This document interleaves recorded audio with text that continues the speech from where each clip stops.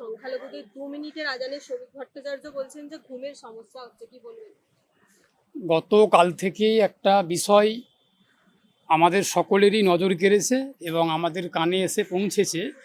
পশ্চিমবঙ্গের বিভিন্ন প্রান্ত থেকে, বিভিন্ন জেলা থেকে যে পুলিশ জোরপূর্বক বেআইনি ক্ষমতার অপব্যবহার করে, বল প্রয়োগ করে বিভিন্ন মসজিদ থেকে মাইকগুলোকে খুলিয়ে নেওয়ার চেষ্টা করছেন এবং খুলে নেওয়ার নির্দেশ দিচ্ছেন, কোথাও কোথাও খুলিয়েও দিয়েছেন। এই পরিপ্রেক্ষিতে আমি অ্যাডভোকেট শেখ বাবুলাল, আমি যে কথা বলতে চাইবো আপনাদের চ্যানেলের মাধ্যমে, গোটা পশ্চিমবঙ্গের প্রত্যেকটা মসজিদ কমিটির যারা পদাধিকারী ব্যক্তিরা রয়েছেন এবং মসজিদের ইমাম মুয়াজ্জেমরা রয়েছেন বা গ্রামবাসীরা রয়েছেন, প্রত্যেককে আমি আপনাদের চ্যানেলের মাধ্যমে একটা আইনি পরামর্শই দেব। আমি সাধারণত আইনি পরামর্শ সোশ্যাল মিডিয়ায় দিই না, কিন্তু আজকের পরিস্থিতি যেহেতু খুব উদ্বেগজনক, লজ্জাজনক এবং খুব ভয়ঙ্কর পরিস্থিতি তৈরি হয়েছে, এই পরিপ্রেক্ষিতে আমাকে এই আইনি পরামর্শটা দিতে আমি বাধ্য হচ্ছি বা দিচ্ছি। সেটা হলো কি, পুলিশ যদি কোনো রকমভাবে কোনো মসজিদ কমিটিকে গিয়ে মাইক খুলে নেওয়ার কথা বলে থাকেন এবং নির্দেশ দিয়ে থাকেন, তাহলে আমি সেই মসজিদের ইমাম মুয়াজ্জেম এবং সেই মসজিদ কমিটির পদাধিকারীদেরকে বা গ্রামবাসীদেরকে পরামর্শ দেব যে কেউ একটা মাইকও পুলিশের পরামর্শ মতো, কথা মতো, নির্দেশ মতো কোনো মাইক খুলবেন না। যদি ইতিমধ্যেই কোনো মাইক খুলে থাকেন, তাহলে সেই মাইক যত দ্রুত সম্ভব যথাস্থানে পুনরায় লাগিয়ে দিন। আগের মতোই নামাজ পড়ুন, আজান সব কিছু করুন, কিন্তু শব্দের যে মাত্রা, সেই মাত্রাটা নিয়ন্ত্রণ করুন।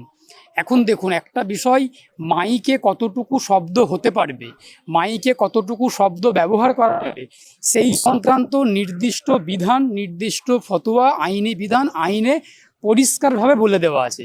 সুতরাং এখানে পুলিশ যেটা করতে পারত, পুলিশের যেটা এখতিয়ারের মধ্যে ছিল, যে পুলিশ পারত যে মাইকের যে শব্দের যে মাত্রা, শব্দের যে নিয়ন্ত্রণ, সেটা নিয়ন্ত্রণ করতে পারত, বা মসজিদ কমিটিকে বলতে পারত যে মাত্রাটাকে নিয়ন্ত্রণ করা হোক, অর্থাৎ তারস্বরে যাতে মাইক না বাজে, এটাকে পুলিশ বলতে পারতেন, করতে পারত। কিন্তু এই ক্ষেত্রে যেটা আমরা দেখছি, যে পুলিশ কোনো রকমভাবে সরকারি নির্দেশিকা দেখাতে পারেনি, সরকারি নির্দেশিকা ছাড়াই এগুলো করছেন। আমি গোটা পশ্চিমবঙ্গের সমস্ত মসজিদ কমিটির পদাধিকারী ব্যক্তি থেকে শুরু করে এবং মসজিদ কমিটির যারা যারা আছেন বা মসজিদের ইমাম মুয়াজ্জিমদেরকে বলবো, সবার প্রথম সরকারি লিখিত নির্দেশিকা পুলিশের কাছ থেকে চেয়ে দেখুন। পুলিশ যদি কোনো রকম নোটিফিকেশন, নির্দেশিকা, বিজ্ঞপ্তি দেখাতে না পেরে থাকে, তাহলে কোনো রকম পুলিশের কথা শুনবেন না এবং শান্তিপূর্ণভাবে গণপ্রতিরোধ গড়ে তুলুন। পাশাপাশি পুলিশকে বলুন যে আমরা কোনো কিছু করব না, পুলিশ যদি পারেন নিজে হাতে দায়িত্ব সহকারে সেই মাইক খুলে দিয়ে চলে যাক। এবং পাশাপাশি পুলিশের বিরুদ্ধে জোট বেঁধে গোটা গ্রামের মানুষ, মসজিদ কমিটি থেকে শুরু করে ইমাম মুয়াজ্জিম থেকে শুরু করে গ্রামের মানুষরা জোট বেঁধে পুলিশের বিরুদ্ধে এফআইআর করার পরামর্শ দেব। এক্ষেত্রে পুলিশের বিরুদ্ধে এফআইআর করতে গেলে থানার পুলিশ নেবে না, এটা আমরা খুব ভালো করেই জানি, খুব ভালো করে আমরা জানি। মামলা করতে গিয়ে আমাদের খুব ভালো অভিজ্ঞতা আছে যে পুলিশের বিরুদ্ধে মামলা করতে গেলে পুলিশ কোনো রকম এফআইআর নেয় না। সেক্ষেত্রে আমি আইনজীবী শেখ বাবুলাল এই পরামর্শও দেব যে পুলিশের বিরুদ্ধে যদি কোনো রকম এফআইআর করতে চান, সেটা থানাতে গিয়ে সশরীরে যদি নিতে নাও পারেন, তাহলে নিজেরা বাড়িতে বসে ইমেল করে পুলিশের বিরুদ্ধে অভিযোগ করুন, এফআইআর করুন। তারপর বাকি কাজটা আমরা আইনজীবীরা করে নেব। এক্ষেত্রে আবারও বলছি পরিষ্কার করে, আমি অ্যাডভোকেট শেখ বাবুলাল অত্যন্ত সচেতনভাবে, দায়িত্ব সহকারে বলছি, পুলিশ যদি নিজের উর্দিকে ব্যবহার করে ক্ষমতার অপব্যবহার করে, পুলিশ যদি অনৈতিকভাবে, বেআইনিভাবে সংবিধানের বিধানকে তোয়াক্কা না করে বল প্রয়োগ করে, অত্যাচার করে, নিপীড়ন করে মানুষের ওপর, তাহলে কিন্তু ওই পুলিশের ডাকে দড়ি পরিয়ে কিভাবে আইনিভাবে হাইকোর্ট পর্যন্ত টেনে আনতে হয়, সে ক্ষমতা আমাদের আইনজীবীদের রয়েছে। এবং সেই কৌশল আমরা আইনজীবীরা খুব ভালো করে জানি, যে কোন কৌশল অবলম্বন করে পুলিশের নাকে দড়ি পরিয়ে আইনিভাবে টেনে হাইকোর্ট পর্যন্ত আনতে হয়, এবং ওই পুলিশের উর্দিগুলোকে কিভাবে আইনিভাবে খুলতে হয়, সেই আইনের কৌশল, আইনের প্যাঁচ আমরা আইনজীবীরা খুব ভালো করে জানি। আমরা অতীতেও একাধিক পুলিশ অফিসারদের কাছে শাস্তি দিয়েছি, সে পুলিশরা আমাদেরকে খুব ভালো করে চেনে। আবারও বলছি, পুলিশকে আমি ঠিক হুঁশিয়ারের সুরেই বলছি যে যেভাবে নেবেন, এবং সাধারণ মানুষকে পরামর্শ আকারেই বলছি, পুলিশ যদি বেআইনি অনৈতিক কাজ করে থাকে, আমরা দেখেছি তৃণমূলের আমলে পশ্চিমবঙ্গের পুলিশ তৃণমূলের দলদাসে পরিণত হয়েছিল। আজকের দিনে দাঁড়িয়ে পশ্চিমবঙ্গের পুলিশ বিজেপির কৃতদাসে পরিণত হয়েছে।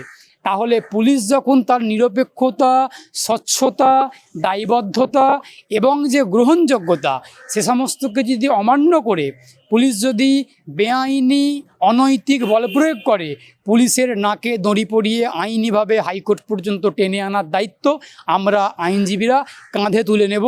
এবং পুলিশকে কিভাবে জেলের ভাত খাওয়াতে হয়, কিভাবে পুলিশের উর্দিটাকে আইনিভাবে খুলে নিতে হয়, কিভাবে পুলিশকে আইনিভাবে নাস্তানাবুদ করতে হয়, সে দায়িত্ব আমরা আইনজীবীরা নেব। পশ্চিমবঙ্গের আপামর সাধারণ মানুষকে আমি অ্যাডভোকেট শেখ বাবুলাল এই হাইকোর্টের মাটি থেকে দাঁড়িয়ে পরামর্শ দিলাম আপনাদের চ্যানেলের মাধ্যমে। পাঁচালী হয় অথবা কোনো রাম মন্দিরে যে কোনো রকমের আজানের চেষ্টা করা হয়েছে, যে আজানের চেষ্টা নামাজ বন্ধ করার জন্য, সেই জন্য তিনি বারবার নানা ধর্মের নাম টেনে আনছে। এই যে ধর্মে বিভেদ, বারবার বিজেপির পক্ষ থেকে এই ধর্মের বিভেদটা কেন দেখা গেছে? সেটা বারবার আদেও বিদ্বেষের দিকেও দেখা গেছে বারবার। আসলে বিজেপি যে রাজনৈতিক দল, ওই রাজনৈতিক দলের যে চিরাচরিত কালচার, সংস্কৃতি, কৃষ্টি এবং বৈশিষ্ট্য, সেই বিজেপির যে দলীয় সংবিধান, সেই সংবিধান মোতাবেক বিজেপি চলছে। বিজেপির কাছে রাজনৈতিক বৈতরণী পার হওয়ার জন্য, বিজেপির কাছে রাজনীতির লড়াই করার জন্য, বিজেপির কাছে কোনো রকম উন্নয়ন, কোনো রকম সম্প্রীতি, কোনো রকম প্রগতিশীল কোনো হাতিয়ার নেই। বিজেপি রাজনৈতিক হাতিয়ার নেই বলেই বিজেপি তার রাজনৈতিক স্বার্থকে চরিতার্থ করার জন্য, বিজেপি তাদের রাজনৈতিক বৈতরণী পার হওয়ার জন্য শুধুমাত্র হিন্দু, মুসলমান, মসজিদ, মন্দির, ভারত, পাকিস্তান, আর এই যে একটা ধর্মীয় যে টানাপোড়েন, যেখানে ধর্মের যোগসূত্র রয়েছে, যেখানে ধর্মীয় বিশ্বাস রয়েছে, যেখানে ধর্মীয় আস্থা রয়েছে, সেইগুলোকেই বিজেপি সবসময় খবরের শিরোনামে আলোচনার কেন্দ্রবিন্দুতে রাখতে চাই।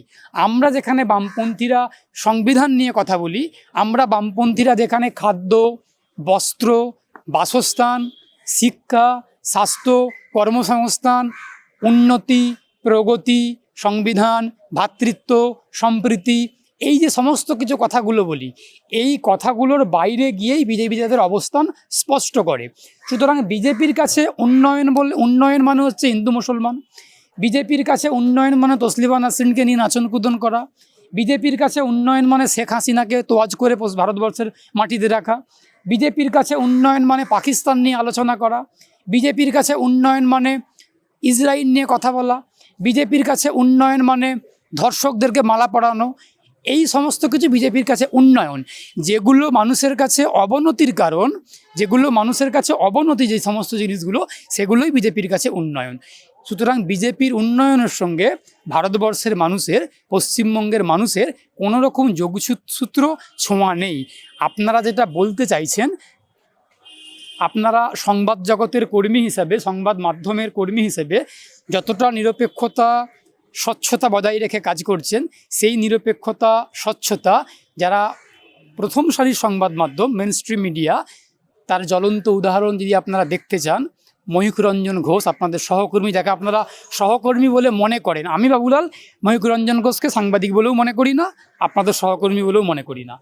ওই চ্যানেলটাকে দেখলে এবং ময়ূখ রঞ্জন ঘোষের যে সাংবাদিকতার যে কালচার, সেটা দেখলে বুঝতে পারবেন যে কোন জায়গাতে সাংবাদিকতাটাকে নামিয়ে নিয়ে গিয়েছিল, যার ফল হিসাবে সাংবাদিকদেরকে আজকের দিনে দাঁড়িয়ে গদি মিডিয়া তকমা পেতে হচ্ছে এবং বারংবার বিভিন্ন জায়গায় হেনস্থা হতে হচ্ছে, আক্রান্ত হতে হচ্ছে।